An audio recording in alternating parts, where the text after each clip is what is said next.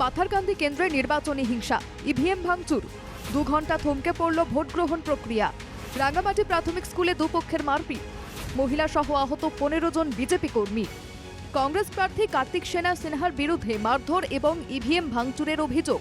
Vote কেন্দ্রে ঢুকে প্রথমে বিজেপির এজেন্টকে আক্রমণের অভিযোগ। বেশ কিছু বিজেপি কর্মী ছুটে এলে সরে পড়ে আক্রমণকারীরা। ঘটনাটি নিয়ে বিজেপি কি বলেছে শুনে নেওয়া যাক। কংগ্রেসের ক্যান্ডিডেট কার্তিক সেনা সিনহা আইছিল, তার গুন্ডা লইয়া 30-35 জন মণিপুরি কংগ্রেসের গুন্ডা এখানে আমরা 513 নং বুথ সেন্টার যেটা আছে রাঙ্গামাটি, এটাতে হামলা করছে, মাইর করছে। আমার যারা আসিল তারারে মারছে, তারপরে পাবলিকরেও মারছে, মহিলারে অত্যাচার করছে। ওই ক্যান্ডিডেটে নিজে ইভিএম মেশিন ধরিয়া ভাঙছে। ভোটের দিনই প্রচার বিতর্কে রামকৃষ্ণনগর কেন্দ্রের কংগ্রেস প্রার্থী সুরুচি রায়। তার বিরুদ্ধে নির্বাচনী আচরণবিধি লঙ্ঘনের অভিযোগ।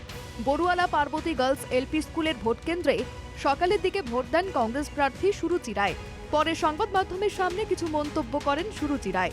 কি বলেছেন শুনে নেওয়া যাক। বাবা কাকা, যেটা আপনারা প্রত্যেকের কাছে অনুরোধ, আপনারা ঘরের মেয়ে আমি, আপনারা মূল্যবান আশীর্বাদটুকু আমাকে দিয়ে জয়যুক্ত করবেন।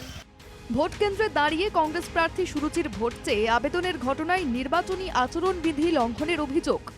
আমাদের 7 তারিখ 5টার সময় কোড অফ কন্ডাক্ট লেগে গেছে, তারপর থেকে কোনো প্রচার করা আইন বিরুদ্ধ।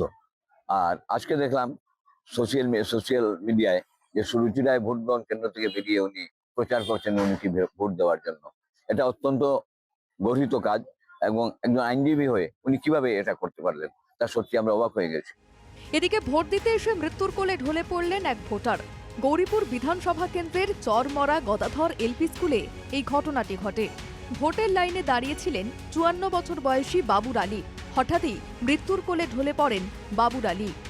এদিকে হাইলাকান্দি জেলার উত্তর কালীবাড়ি এলপি স্কুলের ভোট কেন্দ্রে ইভিএম বিকলের ঘটনায় ভোট গ্রহণ প্রক্রিয়ায় দেরি হয়ে যায়। এ নিয়ে ক্ষোভ প্রকাশ করেন ভোটাররা।